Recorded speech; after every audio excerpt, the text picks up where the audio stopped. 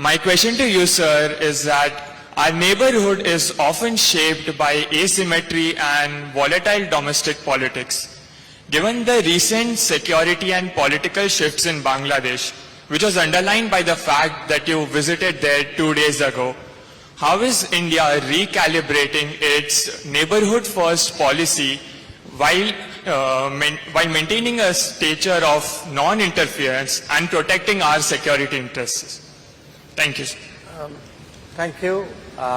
Yes, I was there in Bangladesh just 2 days ago. I had gone to represent India at the funeral of the former Prime Minister of Bangladesh, Begum Khaleda Zia. But let me actually take your question in a somewhat broader format, not just Bangladesh, but neighborhood as a whole. Okay. We are blessed with a lot of neighbors of various kinds, and I want to answer your question in a very common sense kind of way, because at the end of the day people make out as though diplomacy is rocket science. It's common sense in kind of polished language. Now, what do you do in common sense with a neighbor? Any neighbor. I mean, you are in a hostel, you have neighbors.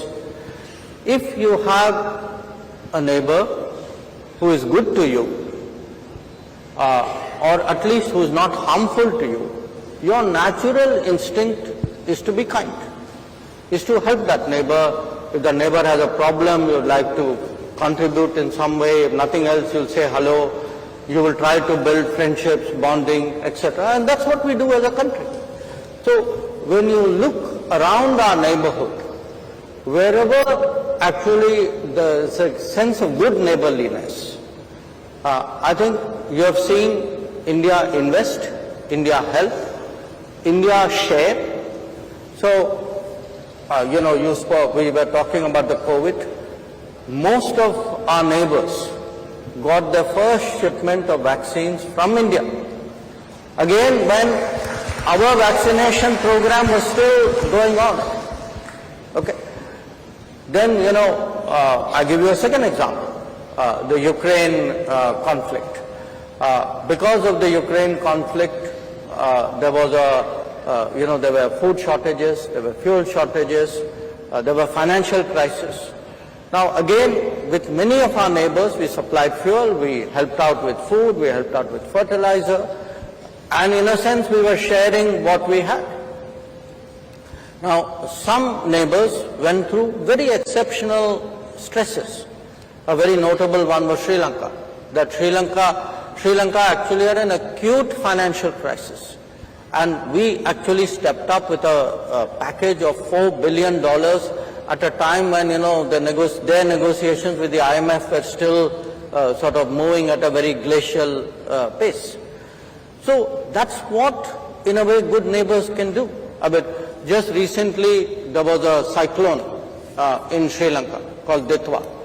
The day the cyclone happened, by that very afternoon we were there. We were there with help. Our ships were at the port, but within a day our helicopters reached there, our rescue teams were there. I went there myself with a few days later with a kind of a reconstruction, rebuilding package. And believe me, if you ask the average person, they have that sense that, look, I have a neighbor like India, I know when things get bad, I can rely on a country like this. And again, it doesn't have to be a crisis. You also work with neighbors by power grids, by waterways, by roads, by ports, by doing business, by helping tourism, by having people come for medical treatment. So this is the positive scenario. But you can also have bad neighbors. Unfortunately, we do. Now, when you have bad neighbors, and if you look to the one to the west, if a country decides that they will deliberately, persistently, unrepentantly continue with terrorism, we have a right to defend our people against terrorism. We will exercise that right. How we exercise that right is up to us. Nobody can tell us what we should do or not. We will do whatever we have to do to defend ourselves. It's a common sense proposition. Now, again, as I said, a lot of it is goodwill. Many years ago, we agreed to a water arrangement, water sharing arrangement, because the belief, the underpinning of that was, it was a gesture of goodwill, because for good neighborliness we were doing it. But if you had decades of terrorism, there is no good neighborliness. If there is no good neighborliness, you don't get the benefits of that good neighborliness. You can't say, I will, please share water with me, but I will continue terrorism with you. That's not reconcilable.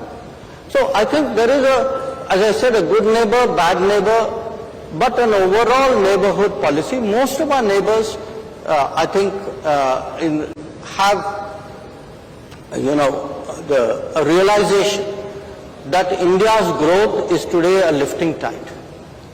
That if India grows, all our neighbors will grow with us. They will have many more opportunities. I think that, in a sense, is the message which I also took to Bangladesh.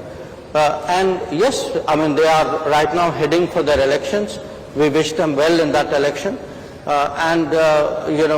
We hope that once things settle down, as I said, the sense of neighborliness in this region will grow.